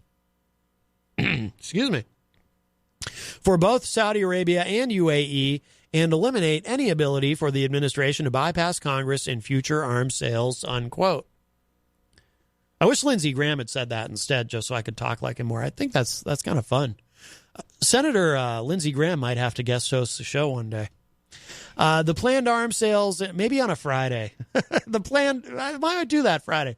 The planned arms sales include mortar bombs, engines, and maintenance support for F-15 fighter jets for Saudi Arabia, and equipment for AH-64 helicopters, laser-guided rockets, Javelin anti-rank missiles, Patriot missiles, and F-16 fighter jet engine parts for the United Arab Emirates. But the most controversial weapons in the deal are precision-guided bombs, which would almost certainly be used in the Saudi-led air war in Yemen. Oh, we have a visitor. The United States has supplied tens of thousands of the bombs to Saudi Arabia and others in the coalition, said William Hartung, director of the Arms and Security Project at the Washington-based Center for International Policy. The emergency package unveiled by Pompeo last month will include, quote, "a large tranche of bombs, probably thousands of them, unquote, worth hundreds of millions of dollars." Obama suspended the sale of the bombs in the closing months of his administration over concerns that the Saudis were failing to take precautions to avoid killing civilians. Well, and then there's the whole, being state sponsors of terror thing. Harding said, quote, "It was a great signal to the Saudis after intelligence had shown that they were not reducing civilian casualties," unquote. Human rights advocates, AIDS groups, and UN investigators have accused Riyadh of conducting indiscriminate bombing, but the kingdom insists it seeks to minimize killing civilians. Oh, how nice of them. So there you go. So we will see where that all ends up. But we have a guest. We have a visitor. Hi. Oh, I didn't turn your mic on. Hi. Hi. Care to introduce yourself? It's me, Paulie. Oh, Paul Cormier. How are you? I'm well, sir. How are you? Good, good. Please carry on. Well, that was the end of that. That was really the end of that story. I just needed a place to sit. Why is that? Oh, I was walking. Oh, and now you're exhausted? I'm exhausted. Wow. How far did you walk? About a block. And now you're spent. I just got out of work, and I wanted to come to my favorite afternoon radio show. Wow. You mean it's not Howie Carr? No, it's the Matt Connarton Unleashed in the Afternoon show. Wow. Well, I'm honored. And, I am loyal to WMNH, mostly because I work here, but, they call this here Manchester's only downtown radio station. Yes. But is it? I think so. Is Elm Street? I mean, it's Elm Street's only radio station. Right. Yeah. Well, yeah, that's downtown. Well, yeah, but the Mill Yard is located downtown, right? It's 1 block away. Oh. And there are 2 radio stations a block away from here. Oops. Right? Am I saying something out of line here? The Mill Yard is located in lovely downtown Manchester, and there are 2 radio stations literally about 4,000 feet from here. If that, maybe 2,000 feet from here. Here, where we're sitting. We do kind of count that as downtown, don't we? Yeah, we do. So I'm just thinking. So this is Elm Street's only radio station. Oh, no. So I don't know if we should let Joe change the...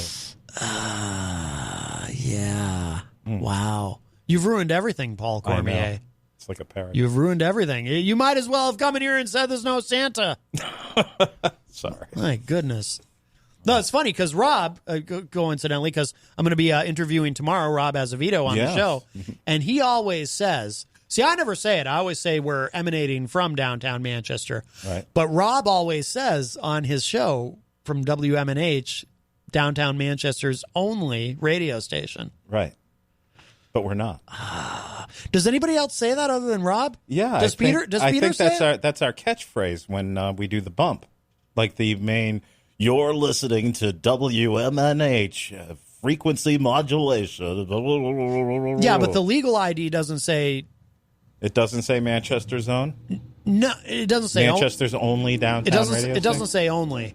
Okay. No, because it's really just... Because those are really just for technical information. Right. Yeah, it doesn't say that. Okay. Because I know Peter says it, too. Yeah, he does, doesn't he? Yes. But does he say only? Yes, he says Manchester's only downtown radio. Have you brought this up to Peter? I have not. Oh, it only really occurred to me recently that we're not the only downtown radio station. Well, we almost had... Remember when we almost had ESPN in downtown? Yes, I do remember. They were going to open, and I don't know what happened to that, but they ended up not coming. Right. That would have been the only ESPN in downtown Manchester. Right, that's true. Or it would have been downtown Manchester's only sports station. That's correct. Mm-hmm. You just blew my mind, Paul Cormier. Yeah. You just blew my mind. Well, WMNH is ruined. We should probably just shut it down. Well, we can think of something else that's Manchester's own. That's true. I don't know. I just, how about we're the Manchester's only downtown radio station above Margaritas? That works. Wouldn't it? Doesn't it?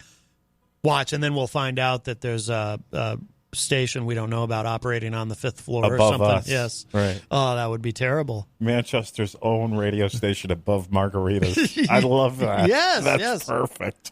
Oh, boy. Bobby B says, I thought I heard that on the last commercial. Yeah, that's what I'm saying. I don't think it says downtown's only. Manchester's only downtown radio. I don't think it's, because it wouldn't say that in the legal ID. Does it say that in? I hear it somewhere other than just you guys saying it. It's somewhere. I wonder if in one of the ads for Peter's show it says it. Maybe. Oh man, that's funny. Yeah. Wow. Oh well, we'll just. Well, and one of the 2 stations I'm thinking of now has a sister station, so there's technically 3 radio stations other than ours in downtown Manchester. Oh man. Well, all right. So Manchester, one of Manchester's 4 downtown radio stations. I don't know. That doesn't sound that great, does it? Boy, that doesn't exactly inspire you How to about tune the in. best damn radio station in downtown Manchester? I like that. Yeah. Well, I think it's the best damn radio station anywhere. Anywhere. Remember Rock 101 about 30 years ago? The best damn rock. Oh, yeah. Because 30 years ago, that was pretty edgy to say damn in your slogan. It was on all the buses in Manchester. It used to say the best damn rock. Yeah, yes. Rock 101. Yes. Bob says, we should just shut it all down. Let's shut it down. Wow. Fred Bonig from the Daily Ripple dropped a song in there we can play at the end of the show. Todd Fritsch, Small Town Radio. I'm not familiar with Todd Fritsch, but I'll play that later. They play Todd Fritsch on the other 4 radio stations. Oh no, do they? Aw, Fred, what are you doing to me? Oh, hello to George Oscar in the Facebook live chat, who says, "Hello, Matt. Hello, George, if that is your real name." Do you think that's George Oscar's real name? You know what? I'm willing to bet that's maybe his first and middle name. I haven't heard from EZG Eric Gagnon lately. Do you think he's upset with me? No, I think maybe that he is one that does not complain about his health issues when they get out of control. So he's probably trying to feel better right now. Oh, hello to the great Peter White in the Facebook live chat. Peter White, of course, host of The Morning Show. Yes. The Morning Show, heard weekday morning, 7 to 9 a.m. with a replay from 2 to 4 p.m. right before this program right here on WMNH. I was supposed to be in there today. One of several downtown Manchester radio stations. Oh, you were I was supposed to be in there this morning. You were supposed to be in where? In here? Into the show this morning. What happened, Paul Cormier? I was a little under the weather when I went to bed last night. Oh. Couldn't make it. Oh. You didn't catch it from EZG, did you? I did not catch it from EZG. Because I think EZG's probably got like a big double amputation in his future. No. I told Peter he's probably going to have to carry Eric up here in the morning. You should say that. What if he had that? Wouldn't you feel horrible? I would feel like I was probably like psychic or something. Like a medical intuitive. No, dude, I looked it up on WebMD. That's probably what's going to happen to him. Well, listen. The internet is full of answers. I know. So, it's going to be terrible. But, so Peter can, lug him up the stairs or something when he has to come to his entertainment report, I guess right? That's true. Pete's a big, strong guy. But then again, he could also just put him in the elevator and bring him in. See, I forgot about that we have the elevator. Yeah. But wouldn't it be more comical to have to carry him up the stairs? Yeah, but his legs are really thick at this point. Right. So yes. it'd be heavy. Well, maybe he'll have to have those cut off, too. Right. He'll just be a little torso with a head on it. Mm-hmm. Wouldn't that be great? A torso with a head on it? Yes. Because that would be, that's ratings right there. If you have an entertainment reporter who's, just a torso with a head on it. Holding the papers up with his chin. Yes. That would be wonderful. Throwing the hippos at us. I got a mind for this stuff, Paulie Cormier. Paulie Cormier. I decided it's an amalgam of Paulie C and Paul Cormier. Oh, you got a call. Oh, we have a call. Maybe this is EZG. Hello, guys. Hi, welcome to Matt Connarton Unleashed. Who's this?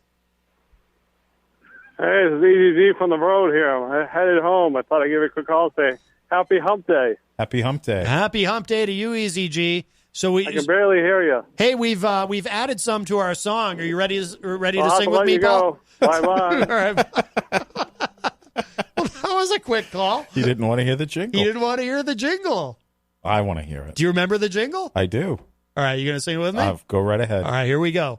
1, 2. 1, 2, 3, 4. Goldenrod. I really love your food and your ice cream. So much better than Creamland.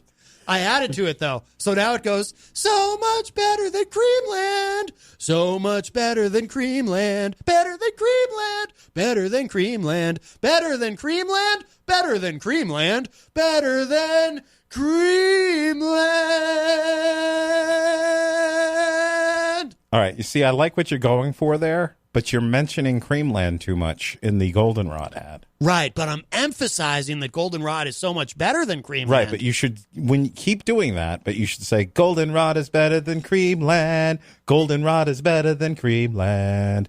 Goldenrod is better than Creamland. And maybe Goldenrod is better than Creamland. Goldenrod is better than Creamland. You know, longer Goldenrods, shorter Creamlands. Maybe that should be the chorus. Like maybe the verse should be the Goldenrod, I really love your food and your ice cream. So much better than Creamland. And then the chorus could be the Goldenrod is better than Creamland. Yeah. Goldenrod is better than Creamland. So much better than Creamland. Yeah, but see, then you're going back to the problem you were just saying. Well, yeah, but once or twice. Oh. And in the background. Oh, okay. Like doo-wop guys, only we're saying so much better than Creamland. Right. Goldenrod is better than Creamland.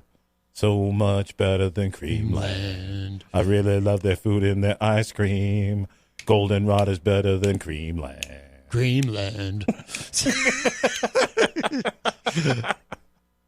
Oh, boy. This is fun. Yeah. Makes me want to get some clam strips and cheeseburgers from Goldenrod. Right. Well, you certainly wouldn't get them from Creamland, obviously. No. I mean, you could, but why would you? It's in an alley. Right. Let's see. George Oscar says, I like Matt's version better. Well, we're actually writing a musical, of course. Right, yeah. Paul Cormier and I were working on Goldenrod the musical. Yeah, it's a work in process. Yes. I mean, it's going to take us time to put this whole thing together. Matt and I have been collaborating for years. Don't you worry about it. Once it's on vinyl, you'll love it. Yes. Boy, I'll tell you. Who's going to play Mr. Goldenrod in the production? We'll find somebody. Maybe Scumpy. Oh, maybe. Yeah. Yes. Scumpy's a good actor, actually. Yes. Have you seen him in The Last Two? The Last Two what? The Last Two. That's the short film that he's in by Terry Trainor's Narrow Street Films on Amazon Prime. Listen, I got to tell you, we can sit here and bust his balls for the next 3 hours about how he doesn't get this and he doesn't get proper accolades for that. But when he's in front of a camera, he's a great actor. Yes. And I'm not kidding. Yeah, no. The man knows how to act, and Yes. I'm fascinated by it. Yes. I'm fascinated by it, Scumpy. You know how to act, buddy. Yes, he does. Yes, he does. So you have seen it. I have seen it. Yes. That's how I know. Do you think Peter's seen it? He is. Yeah, I think Peter might have seen it. Oh, okay. And if he hasn't seen it, he should. Yes. Peter, you would be fascinated by this guy. He's worthy of being in show business, acting wise, from what I've seen him act in. Right. And I'll get the little bastard for it. I don't know what you mean by that. I'm jealous that he can act. Oh, okay. Well, maybe you could act. Have you tried it? Well, I can act, but he can act better than me, I think. What have you acted in? I was in 2 movies as extras back when I was a kid in the early 90s. Oh, I've seen one of... which one is it? I've seen it. I've seen the scene. I was in a movie called Special Agent Hudson Marr, which was a really bad B movie. Yeah. It was filmed here in New Hampshire back in 1990. Yeah. 1991. And I actually played a guy who held up a convenience store at gunpoint. Oh, okay. And the convenience store is actually still in business here in Manchester. Oh, wow. On Brown Ave. Oh. In a strip mall. Or plaza, whatever you call them these days. Yeah. Just before the airport, that strip mall there. Is that scene of you doing that? Is that on YouTube? I don't know. I mean, just do a search for it. I have the videotape for it. Oh, no kidding. I don't know if it ever came out on DVD, but yeah. The movie's called Special Agent Hudson Marr. No kidding. Yeah, and so it's the other one that I saw where you were in the stands at a baseball game. Rules of Attraction. Okay. No, actually, that was the name of the movie while they were filming it. Oh. That was also in 1990. Okay. With Kevin Pollak, Irie Gross, Julie Brown, the white Julie Brown, not the black one from MTV. Right. And who was the fourth one? the chick from Friends who was in the Bruce Springsteen video. Oh, Courtney Cox. Courtney Cox. Yeah. And that was filmed at Fenway Park. Yeah. In 1990. Yeah. And wow, that was a great 2 days, 2 day stretch. Wow. Yeah. That was fun. Yeah. Yeah. Yeah. That was the name of the movie during filming was Rules of Attraction. And it was 2 days of 16 hours of filming both days. And then after that, the movie never came out. And then 3 years later, I'm sitting in my living room watching TV, and I see a preview for the movie. Oh. But it was called The Opposite Sex and How to Live with Them. So they changed the name, and it came out 3 years after it was filmed. Yeah. So do a Google search for that too, kids. The Opposite Sex and How to Live with Them. And then you went and watched it and Yeah, saw I got a and clip saw of you. it at home. Yeah. I got the one clip that I was in at home. Yeah. I didn't even bother to rent the movie or I've never seen the whole movie because when you do a search on like Rotten Tomatoes or IMDb, it's got like a 2.3 rating. It's horrible. Yeah. Yeah. Good actors, but probably in their low point of their career. Oh, wow. So. Well, I played Solomon Grundy in second grade in the Mother Goose play. Oh, nice. Yes. I think I still remember my line. It was like one big long line because Mother Goose, because I come out on stage and then Mother Goose said, Solomon Grundy, what do you have to say for yourself? Mm-hmm. And then I say, Solomon Grundy, born on Monday, christened on Tuesday, married on Wednesday, very ill Thursday, worse on Friday, died on Saturday, end of Solomon Grundy. Wow, you remember your line. I remember Can my line. you get up and do it for me right now? That was kind of, there's really not much to do. Oh, come on. There's not a lot of emoting Do it going on. topless. It's, boy, I'll tell you, I do think there's FCC regulations against that, largely because of the amount of body hair that I have and with all this equipment. But so we could get fined for that, Paul Cormier. No. And then we'd only have 3 downtown radio stations here in Manchester instead of 4. That things would be really ruined. Oh, Manchester's only downtown radio station. Oh, wow. That just blows my mind. You see that building behind you? That's Manchester's only 1000 Elm Street. That's it. That is true. Right. Yes. So what do you? We're almost out of time, Paul Cormier. Yes. Do you have anything to plug? I can see that. Do you have new videos? Manchester up on, Part 13. Dreams coming out soon, sometime this summer. Keep your eyes peeled. Oh, very nice. Thank you. Very nice. Jenny says, yes, topless. Yes. You know what? I hate the music I picked, Matt. Oh, no, That's really? what's holding me up. Oh, really? I've discussed all the music with you privately that I've selected for this video. Yes. I'm thinking about doing an overhaul on the entire video. Oh, really? The entire thing. I might even change the title because one of the songs I'm using has to do with the title of the song and vice versa. Right. So I think the reason why this video has gone nowhere is because I'm not happy with the music. So. Oh, okay. Oh, George Oscar said, okay, hammer it out then, boys, referring to the musical that we're writing, Goldenrod. Goldenrod, the musical. Goldenrod, the musical. I love it. Yes, it's going to be outstanding. I mean, I believe there is a film called Goldenrod, but that's something you might see, like when we were kids and you'd see the scrambled cable. Right. Yes. Yeah. How about Cream Rod? Cream Rod the musical. That sounds a bit I don't know. Rodland?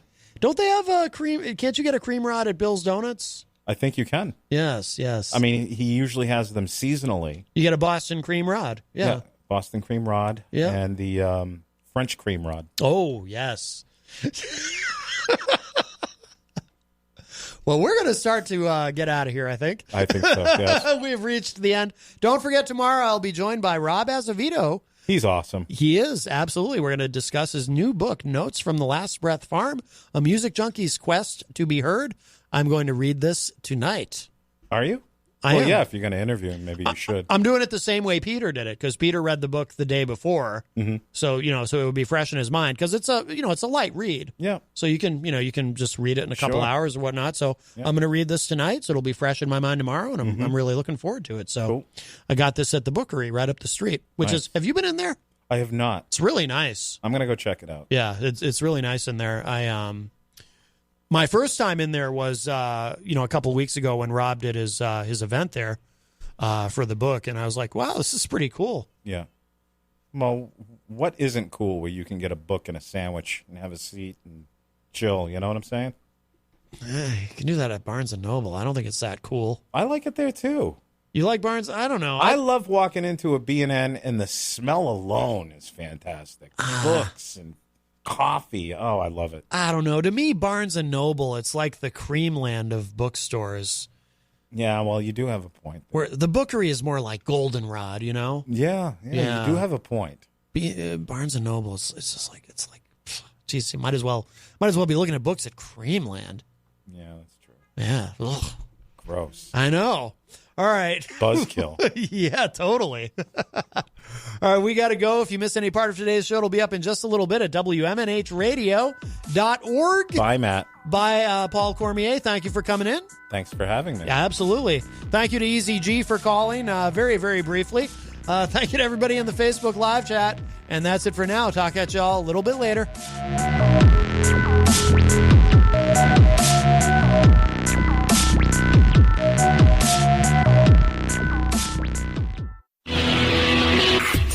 IPMNation.com.